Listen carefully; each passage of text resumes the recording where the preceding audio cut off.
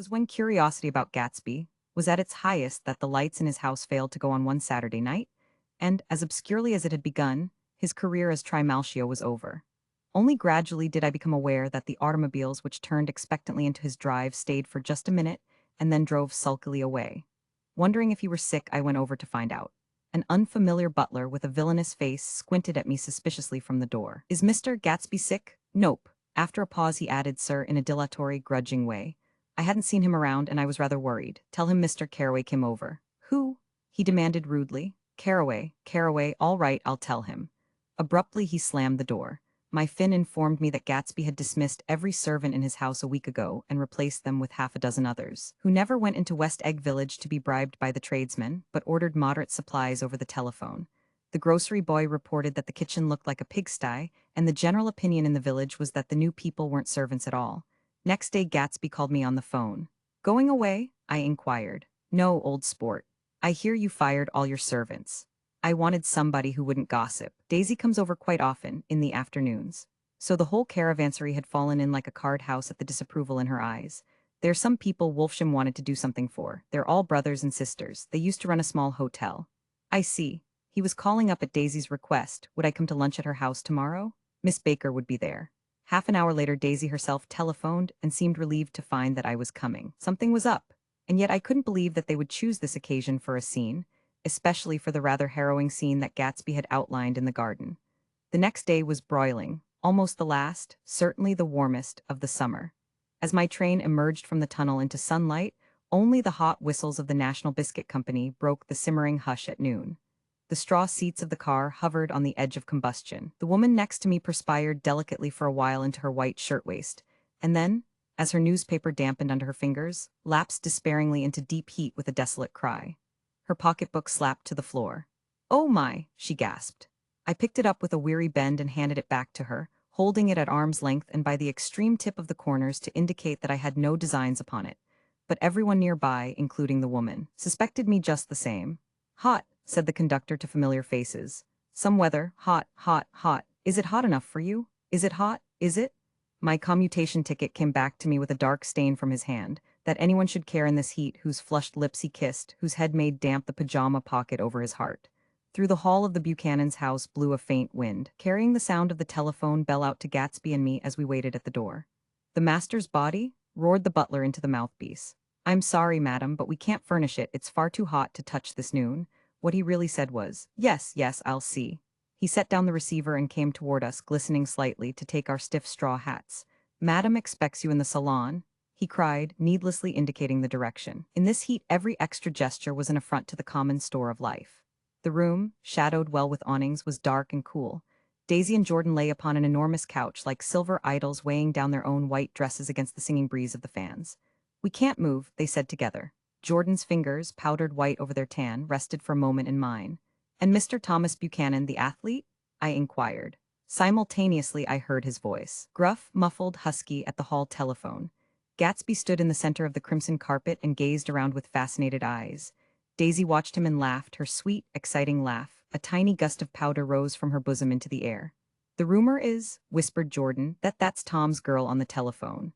We were silent. The voice in the hall rose high with annoyance. "Very well then. I won't sell you the car at all. I'm under no obligations to you at all. And as for your bothering me about it at lunchtime, I won't stand that at all."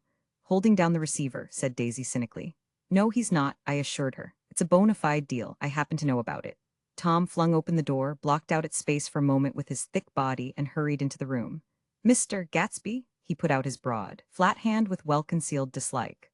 "I'm glad to see you, Sir Nick." "Make us a cold drink," cried Daisy.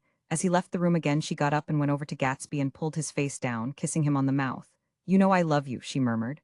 "You forget there's a lady present," said Jordan. Daisy looked around doubtfully. "You kiss Nick too. What a low, vulgar girl." "I don't care," cried Daisy and began to clog on the brick fireplace. Then she remembered the heat and sat down guiltily on the couch just as a freshly laundered nurse leading a little girl came into the room. "Blessed precious," she crooned, holding out her arms. "Come to your own mother that loves you." The child, relinquished by the nurse, rushed across the room and rooted shyly into her mother's dress. The blessed precious. "Did mother get powder on your old yellowy hair? Stand up now and say, how to do." Gatsby and I in turn leaned down and took the small, reluctant hand. Afterward he kept looking at the child with surprise. I don't think he had ever really believed in its existence before. I got dressed before luncheon, said the child, turning eagerly to Daisy. That's because your mother wanted to show you off. Her face bent into the single wrinkle of the small white neck. You dream, you absolute little dream? Yes, admitted the child calmly. Aunt Jordan's got on a white dress too. How do you like mother's friends? Daisy turned her around so that she faced Gatsby. Do you think they're pretty? Where's Daddy? She doesn't look like her father, explained Daisy. She looks like me, she's got my hair and shape of the face. Daisy sat back upon the couch. The nurse took a step forward and held out her hand.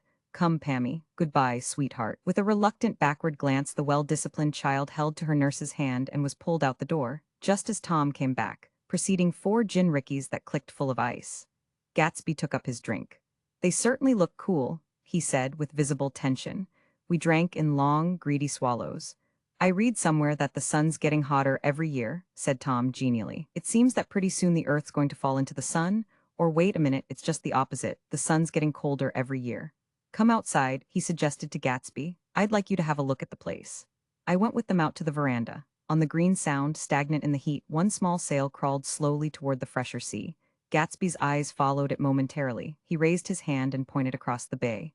I'm right across from you. So you are. Our eyes lifted over the rose beds and the hot lawn and the weedy refuse of the dog days alongshore. Slowly, the white wings of the boat moved against the blue, cool limit of the sky. Ahead lay the scalloped ocean and the abounding blessed isles. There's sport for you, said Tom, nodding. I'd like to be out there with him for about an hour. We had luncheon in the dining room, darkened too against the heat, and drank down nervous gaiety with the cold ale. What'll we do with ourselves this afternoon? Cried Daisy, and the day after that and the next 30 years? Don't be morbid, Jordan said. Life starts all over again when it gets crisp in the fall. But it's so hot, insisted Daisy on the verge of tears, and everything's so confused. Let's all go to town. Her voice struggled on through the heat, beating against it, molding its senselessness into forms. I've heard of making a garage out of a stable, Tom was saying to Gatsby, but I'm the first man who ever made a stable out of a garage. Who wants to go to town? Demanded Daisy insistently. Gatsby's eyes floated toward her. Ah, she cried, you look so cool. Their eyes met and they stared together at each other, alone in space. With an effort she glanced down at the table. You always look so cool, she repeated. She had told him that she loved him, and Tom Buchanan saw. He was astounded. His mouth opened a little and he looked at Gatsby, and then back at Daisy as if he had just recognized her as someone he knew a long time ago. You resemble the advertisement of the man, she went on innocently. You know the advertisement of the man? All right, broke in Tom quickly. I'm perfectly willing to go to town. Come on, we're all going to town. He got up, his eyes still flashing between Gatsby and his wife. No one moved. Come on. His temper cracked a little. What's the matter anyhow? If we're going to town, let's start. His hand, trembling with his effort at self-control, bore to his lips the last of his glass of ale. Daisy's voice got us to our feet and out onto the blazing gravel drive. Are we just going to go? She objected. Like this? Aren't we going to let anyone smoke a cigarette first? Everybody smoked all through lunch. Oh, let's have fun, she begged him. It's too hot to fuss. He didn't answer. Have it your own way, she said. Come on, Jordan. They went upstairs to get ready while we 3 men stood there shuffling the hot pebbles with our feet. A silver curve of the moon hovered already in the western sky. Gatsby started to speak, changed his mind, but not before Tom wheeled and faced him expectantly. Have you got your stables here? Asked Gatsby with an effort. About a quarter of a mile down the road. Oh, a pause. I don't see the idea of going to town, broke out Tom savagely. Women get these notions in their heads. Shall we take anything to drink? Called Daisy from an upper window. I'll get some whiskey, answered Tom. He went inside. Gatsby turned to me rigidly. I can't say anything in his house, old sport. She's got an indiscreet voice, I remarked. It's full of, I hesitated. Her voice is full of money, he said suddenly. That was it. I'd never understood before. It was full of money. That was the inexhaustible charm that rose and fell in it, the jingle of it, the symbol's song of it. High in a white palace, the king's daughter, the golden girl, Tom came out of the house wrapping a quart bottle in a towel, followed by Daisy and Jordan wearing small tight hats of metallic cloth and carrying light capes over their arms. Shall we all go in my car? Suggested Gatsby. He felt the hot, green leather of the seat. I ought to have left it in the shade. Is it standard shift? Demanded Tom. Yes. Well, you take my coupe and let me drive your car to town. The suggestion was distasteful to Gatsby.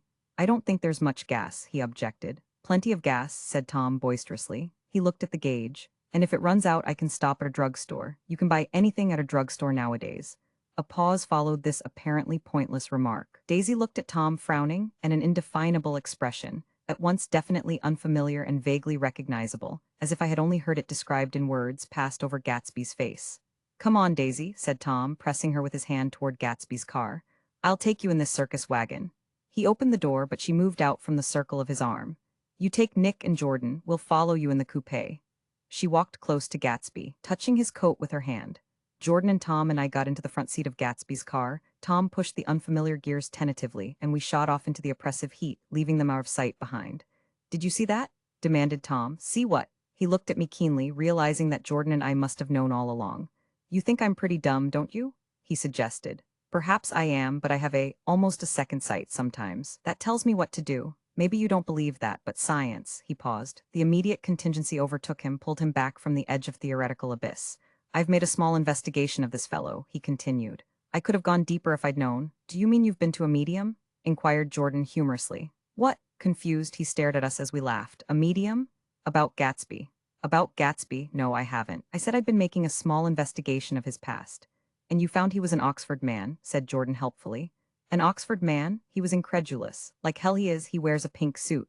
Nevertheless, he's an Oxford man. Oxford, New Mexico, snorted Tom contemptuously, or something like that. Listen, Tom, if you're such a snob, why did you invite him to lunch? Demanded Jordan crossly. Daisy invited him. She knew him before we were married, God knows where. We were all irritable now with the fading ale, and aware of it we drove for a while in silence. Then as Dr. T.J. Eckelberg's faded eyes came into sight down the road, I remembered Gatsby's caution about gasoline. We've got enough to get us to town, said Tom. But there's a garage right here, objected Jordan. I don't want to get stalled in this baking heat.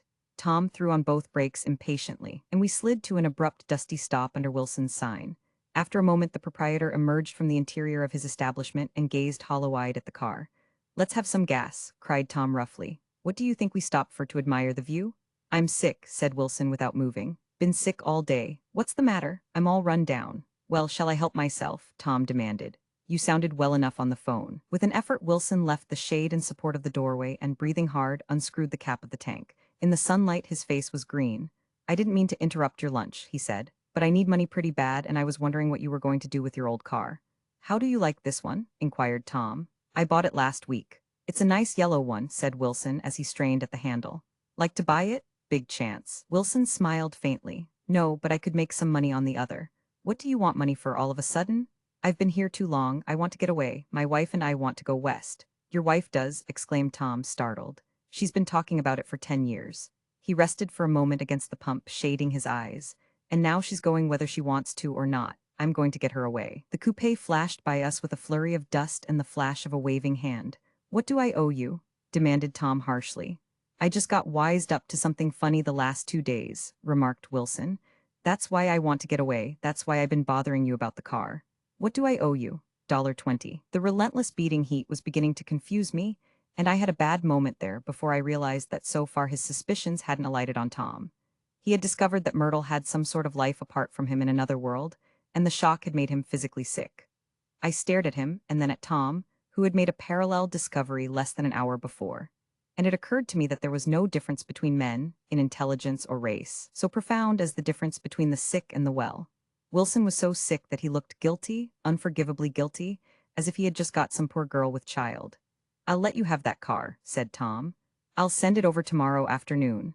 That locality was always vaguely disquieting, even in the broad glare of afternoon, and now I turned my head as though I had been warned of something behind. Over the ash heaps, the giant eyes of Dr. T.J. Eckelberg kept their vigil, but I perceived, after a moment, that other eyes were regarding us with peculiar intensity from less than 20 feet away. In one of the windows over the garage, the curtains had been moved aside a little, and Myrtle Wilson was peering down at the car. So engrossed was she that she had no consciousness of being observed, and one emotion after another crept into her face like objects into a slowly developing picture. Her expression was curiously familiar. It was an expression I had often seen on women's faces, but on Myrtle Wilson's face it seemed purposeless and inexplicable until I realized that her eyes, wide with jealous terror, were fixed not on Tom, but on Jordan Baker, whom she took to be his wife. There is no confusion like the confusion of a simple mind, and as we drove away Tom was feeling the hot whips of panic. His wife and his mistress, until an hour ago secure and inviolate, were slipping precipitately from his control. Instinct made him step on the accelerator with the double purpose of overtaking Daisy and leaving Wilson behind, and we sped along toward Astoria at 50 miles an hour, until, among the spidery girders of the elevated, we came in sight of the easygoing blue coupe. Those big movies around 50th Street are cool, suggested Jordan. I love New York on summer afternoons when everyone's away. There's something very sensuous about it, overripe, as if all sorts of funny fruits were going to fall into your hands. The word sensuous had the effect of further disquieting Tom, but before he could invent a protest, the coupe came to a stop, and Daisy signaled us to draw up alongside. "Where are we going?" she cried. "How about the move-is?" "It's so hot," she complained. "You go. We'll ride around and meet you after." With an effort, her wit rose faintly. "We'll meet you on some corner. I'll be the man smoking 2 cigarettes." "We can't argue about it here," Tom said impatiently, as a truck gave out a cursing whistle behind us. "You follow me to the south side of Central Park, in front of the plaza." Several times he turned his head and looked back for their car, and if the traffic delayed them, he slowed up until they came into sight. I think he was afraid they would dart down a side street and out of his life forever. But they didn't, and we all took the less explicable step of engaging the parlor of a suite in the Plaza Hotel. The prolonged and tumultuous argument that ended by herding us into that room eludes me, though I have a sharp physical memory that, in the course of it, my underwear kept climbing like a damp snake around my legs, and intermittent beads of sweat raced cool across my back. The notion originated with Daisy's suggestion that we hire 5 bathrooms and take cold baths, and then assumed more tangible form as a place to have a mint julep. Each of us said over and over that it was a crazy idea. We all talked at once to a baffled clerk and thought, or pretended to think, that we were being very funny. The room was large and stifling, and though it was already 4 o'clock, opening the windows admitted only a gust of hot shrubbery from the park. Daisy went to the mirror and stood with her back to us, fixing her hair. "It's a swell suite," whispered Jordan respectfully, and everyone laughed. "Open another window," commanded Daisy without turning around. "There aren't any more." "Well, we'd better telephone for an axe. The thing to do is to forget about the heat," said Tom impatiently. "You make it 10 times worse by crabbing about it." He unrolled the bottle of whiskey from the towel and put it on the table. "Why not let her alone, old sport?" remarked Gatsby. "You're the one that wanted to come to town."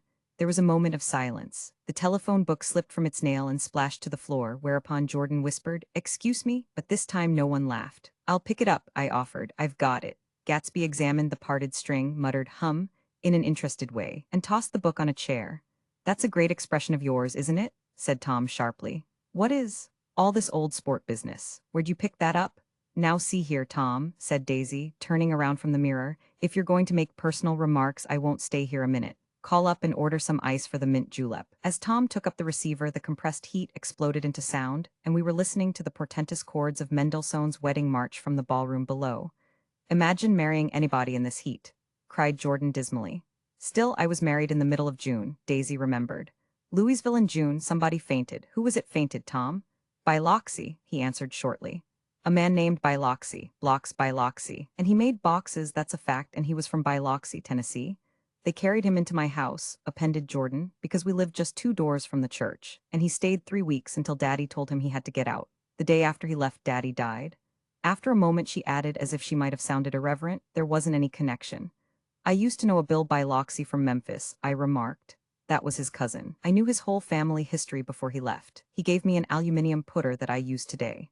The music had died down as the ceremony began, and now a long cheer floated in at the window, followed by intermittent cries of "yay," "ee," and finally by a burst of jazz as the dancing began. "We're getting old," said Daisy. "If we were young, we'd rise and dance." "Remember Biloxi," Jordan warned her. "Where'd you know him, Tom?" "Biloxi." He concentrated with an effort. "I didn't know him. He was a friend of Daisy's." "He was not," she denied. "I'd never seen him before. He came down in the private car." "Well, he said he knew you. He said he was raised in Louisville. A Sabird brought him around at the last minute and asked if we had room for him." Jordan smiled. "He was probably bumming his way home. He told me he was president of your class at Yale." Tom and I looked at each other blankly. "Biloxi? First place, we didn't have any president." Gatsby's foot beat a short, restless tattoo and Tom eyed him suddenly. "By the way, Mr. Gatsby, I understand you're an Oxford man." "Not exactly." "Oh yes, I understand you went to Oxford." "Yes, I went there." A pause, then Tom's voice, incredulous and insulting. "You must have gone there about the time Biloxi went to New Haven." Another pause. A waiter knocked and came in with crushed mint and ice, but the silence was unbroken by his "thank you" and the soft closing of the door. This tremendous detail was to be cleared up at last. "I told you I went there," said Gatsby. "I heard you, but I'd like to know when." "It was in 1919. I only stayed 5 months. That's why I can't really call myself an Oxford man." Tom glanced around to see if we mirrored his unbelief, but we were all looking at Gatsby. "It was an opportunity they gave to some of the officers after the armistice," he continued. "We could go to any of the universities in England or France." I wanted to get up and slap him on the back. I had one of those renewals of complete faith in him that I'd experienced before. Daisy rose, smiling faintly, and went to the table. Open the whiskey, Tom, she ordered, and I'll make you a mint julep. Then you won't seem so stupid to yourself. Look at the mint. Wait a minute, snapped Tom. I want to ask Mr. Gatsby one more question. Go on, Gatsby said politely. What kind of a row are you trying to cause in my house anyhow? They were out in the open at last, and Gatsby was content. He isn't causing a row. Daisy looked desperately from one to the other. You're causing a row. Please have a little self-control. Self-control? Repeated Tom incredulously. I suppose the latest thing is to sit back and let Mr. Nobody from nowhere make love to your wife. Well, if that's the idea, you can count me out.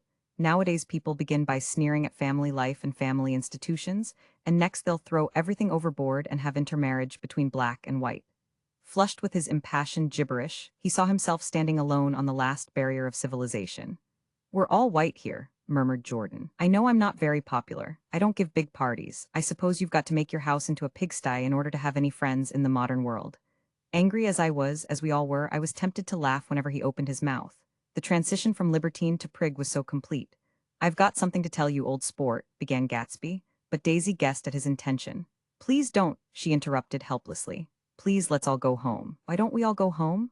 That's a good idea, I got up. Come on, Tom, nobody wants a drink. I want to know what Mr. Gatsby has to tell me.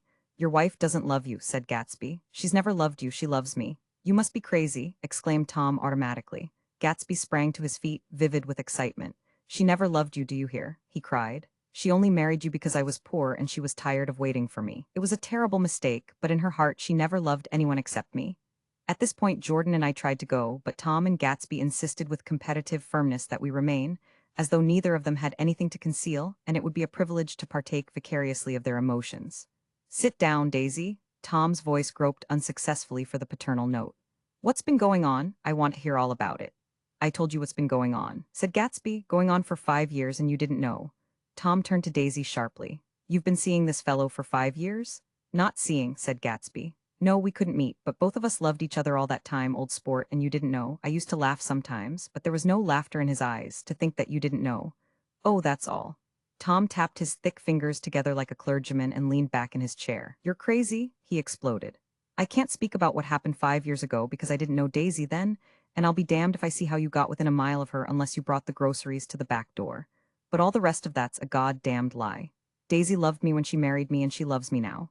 No, said Gatsby, shaking his head. She does though. The trouble is that sometimes she gets foolish ideas in her head and doesn't know what she's doing. He nodded sagely. And what's more, I love Daisy too. Once in a while I go off on a spree and make a fool of myself, but I always come back, and in my heart I love her all the time. You're revolting, said Daisy. She turned to me and her voice, dropping an octave lower, filled the room with thrilling scorn. Do you know why we left Chicago? I'm surprised that they didn't treat you to the story of that little spree. Gatsby walked over and stood beside her. Daisy, that's all over now, he said earnestly. It doesn't matter anymore, just tell him the truth that you never loved him and it's all wiped out forever. She looked at him blindly. Why, how could I love him, possibly?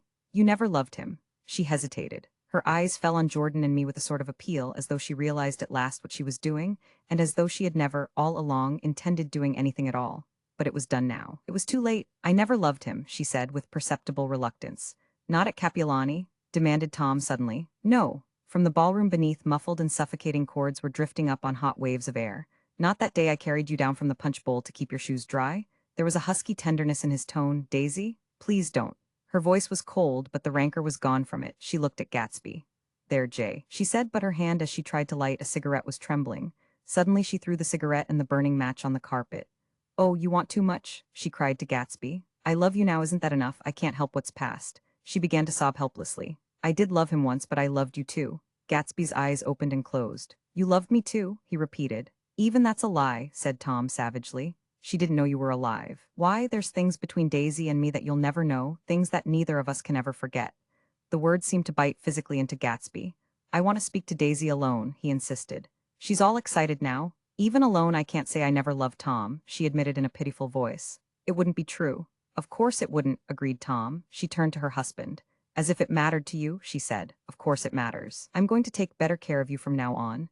You don't understand, said Gatsby with a touch of panic. You're not going to take care of her anymore. I'm not? Tom opened his eyes wide and laughed. He could afford to control himself now. Why's that? Daisy's leaving you. Nonsense. I am, though, she said with a visible effort. She's not leaving me. Tom's words suddenly leaned down over Gatsby. Certainly not for a common swindler who'd have to steal the ring he put on her finger. I won't stand this, cried Daisy. Oh, please let's get out. Who are you anyhow? Broke out Tom. You're one of that bunch that hangs around with Mayor Wolfsham. That much I happen to know. I've made a little investigation into your affairs, and I'll carry it further tomorrow. You can suit yourself about that old sport, said Gatsby steadily. I found out what your drugstores were. He turned to us and spoke rapidly. He and this Wolfsham bought up a lot of side street drugstores here and in Chicago and sold grain alcohol over the counter. That's one of his little stunts. I picked him for a bootlegger the first time I saw him, and I wasn't far wrong. What about it? Said Gatsby politely. I guess your friend Walter Chase wasn't too proud to come in on it. And you left him in the lurch, didn't you? You let him go to jail for a month over in New Jersey. God, you ought to hear Walter on the subject of you. He came to us dead broke. He was very glad to pick up some money, old sport. Don't you call me old sport, cried Tom. Gatsby said nothing. Walter could have you up on the betting laws too, but Wolfsham scared him into shutting his mouth.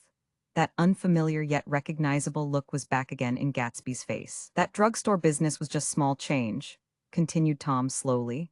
But you've got something on now that Walter's afraid to tell me about.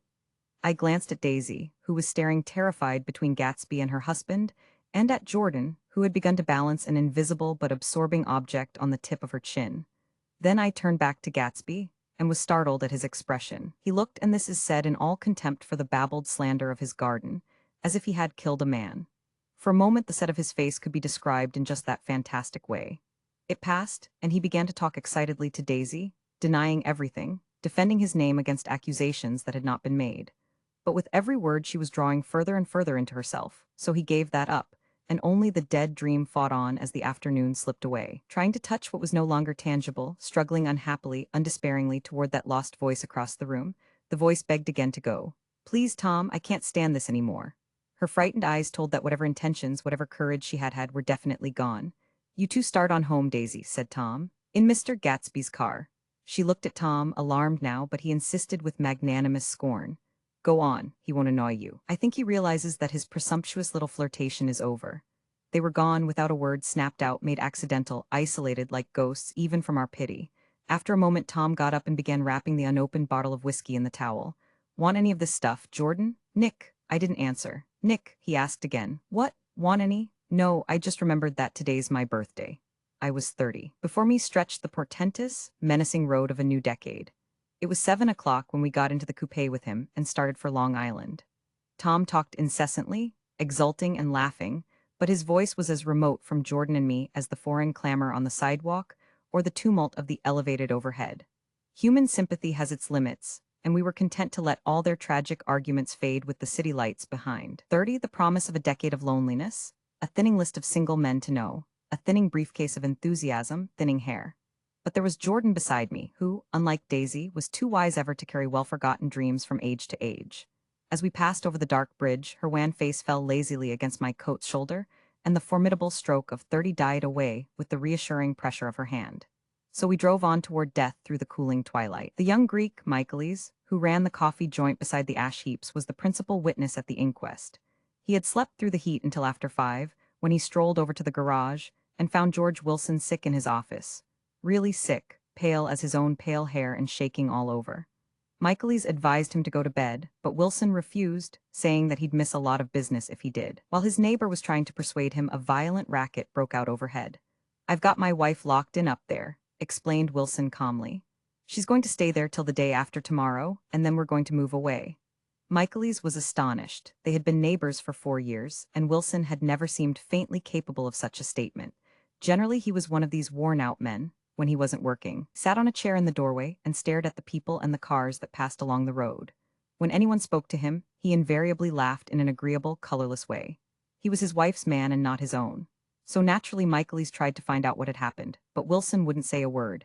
Instead, he began to throw curious, suspicious glances at his visitor and ask him what he'd been doing at certain times on certain days. Just as the latter was getting uneasy, some workman came past the door bound for his restaurant, and Michaelis took the opportunity to get away, intending to come back later. But he didn't. He supposed he forgot to, that's all. When he came outside again, a little after 7, he was reminded of the conversation because he heard Mrs. Wilson's voice, loud and scolding, downstairs in the garage. Beat me, he heard her cry. Throw me down and beat me, you dirty little coward. A moment later she rushed out into the dusk, waving her hands and shouting, Before he could move from his door, the business was over. The death car, as the newspapers called it, didn't stop. It came out of the gathering darkness, wavered tragically for a moment, and then disappeared around the next bend. Mavro Michaelis wasn't even sure of its color. He told the first policeman that it was light green. The other car, the one going toward New York, came to rest 100 yards beyond, and its driver hurried back to where Myrtle Wilson, her life violently extinguished, knelt in the road and mingled her thick dark blood with the dust. Michaelis and this man reached her first, but when they had torn open her shirtwaist, still damp with perspiration, they saw that her left breast was swinging loose like a flap, and there was no need to listen for the heart beneath. The mouth was wide open and ripped a little at the corners, as though she had choked a little in giving up the tremendous vitality she had stored so long. We saw the 3 or 4 automobiles and the crowd when we were still some distance away. "Wreck," said Tom. "That's good. Wilson'll have a little business at last." He slowed down, but still without any intention of stopping, until, as we came nearer, the hushed, intent faces of the people at the garage door made him automatically put on the brakes. "We'll take a look," he said doubtfully. "Just a look." I became aware now of a hollow, wailing sound which issued incessantly from the garage, a sound which, as we got out of the coupe and walked toward the door, resolved itself into the words, "Oh my God," uttered over and over in a gasping moan. "There's some bad trouble here," said Tom excitedly.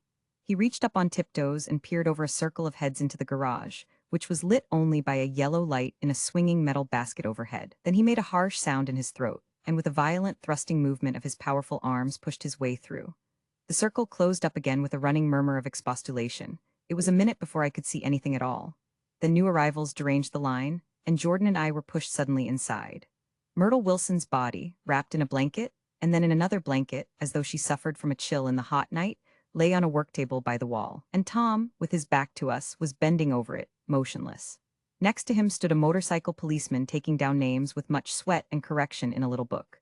At first I couldn't find the source of the high, groaning words that echoed clamorously through the bare garage.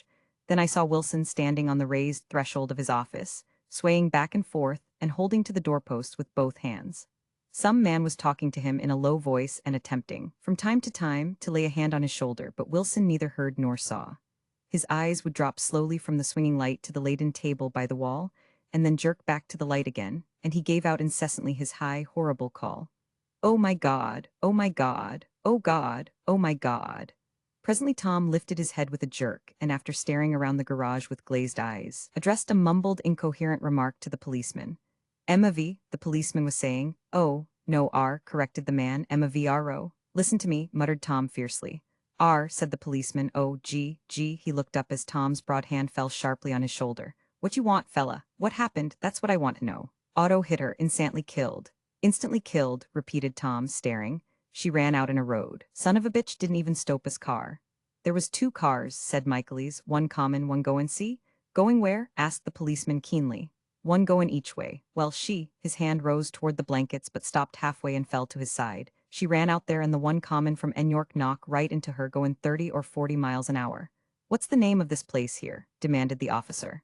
"Hasn't got any name." A pale, well-dressed Negro stepped near. "It was a yellow car," he said. "Big yellow car, new." "See the accident?" asked the policeman.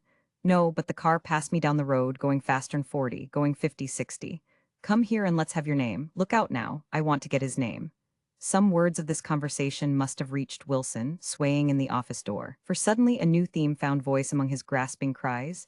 "You don't have to tell me what kind of car it was. I know what kind of car it was." Watching Tom, I saw the wad of muscle back of his shoulder tighten under his coat. He walked quickly over to Wilson and, standing in front of him, seized him firmly by the upper arms. "You've got to pull yourself together," he said with soothing gruffness. Wilson's eyes fell upon Tom. He started up on his tiptoes and then would have collapsed to his knees had not Tom held him upright. "Listen," said Tom, shaking him a little. "I just got here a minute ago from New York. I was bringing you that coupe we've been talking about. That yellow car I was driving this afternoon wasn't mine. Do you hear? I haven't seen it all afternoon."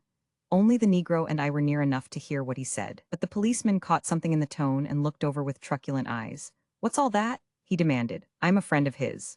Tom turned his head but kept his hands firm on Wilson's body. "He says he knows the car that did it. It was a yellow car." Some dim impulse moved the policeman to look suspiciously at Tom. "And what color's your car?" "It's a blue car, a coupe."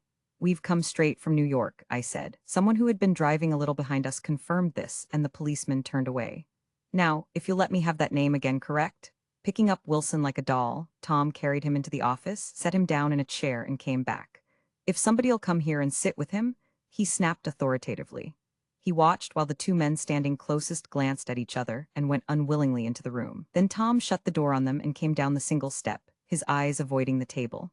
As he passed close to me, he whispered, "Let's get out." Self-consciously, with his authoritative arms breaking the way, we pushed through the still gathering crowd, passing a hurried doctor, case in hand, who had been sent for in wild hope half an hour ago.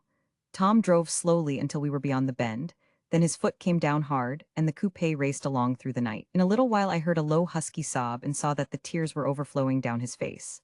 "The goddamned coward?" he whimpered. He didn't even stop his car. The Buchanan's house floated suddenly toward us through the dark rustling trees.